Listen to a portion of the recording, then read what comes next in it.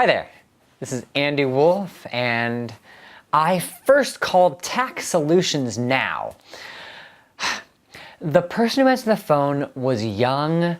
She was sweet, but she was reading, she was stumbling over her words. She wasn't really sure what she was doing. She was laughing, and that was kind of a little offensive. Like, is she not taking me seriously?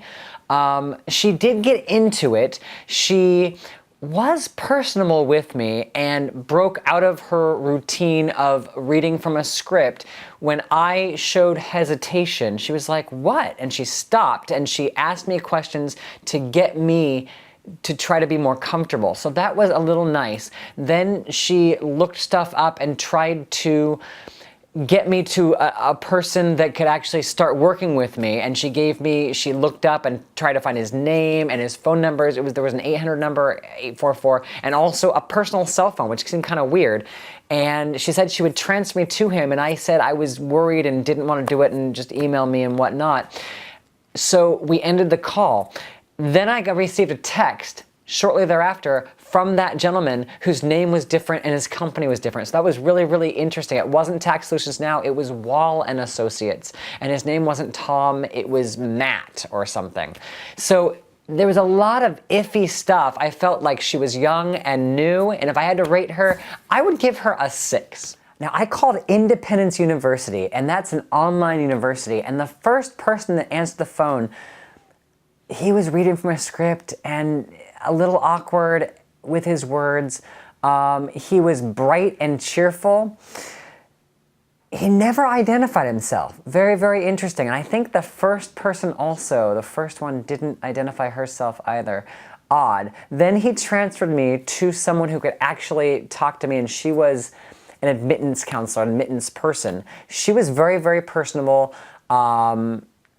Very interesting that the information did not transfer. So that first person didn't put it in right or didn't transfer it right. So when she got the call and started asking me what was going on, she didn't know my name. She didn't know what degree I was going for. She had nothing, and she was very frustrated, and I could hear it in her voice. We worked and had an okay relationship, the two of us. In fact, at some point, she asked, and this is interesting, both companies are not based in California. So she was like, "Where are you?" "Oh, you're in California. Let me find something for you." That's an online university, that's okay. The other one is like, "Oh, let me find a tax office near you." I was like, "What do you mean near me? Where are you?" So, sorry, we're on the university. And she and I started talking about where she's from, which is Colorado, because of course I want to know, is it someone from another country talking to me or whatever? No, Colorado. If I were a real student, I could have hit on this woman. We talked. I was like, "Oh, what brought you to Colorado?" And she's like, "An ex." And I stopped right there. I wasn't going to hit on her. I wasn't flirting, but that's the direction that it seemed to be going. We had a personal relationship, which is interesting. I could have asked the girl out.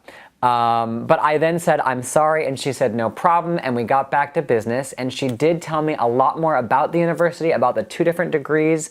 I was talking about graduate business. They were not thinking I would have a degree. I said I had a bachelor's degree, which I do, and I'm looking to go into a graduate business degree, a master's degree.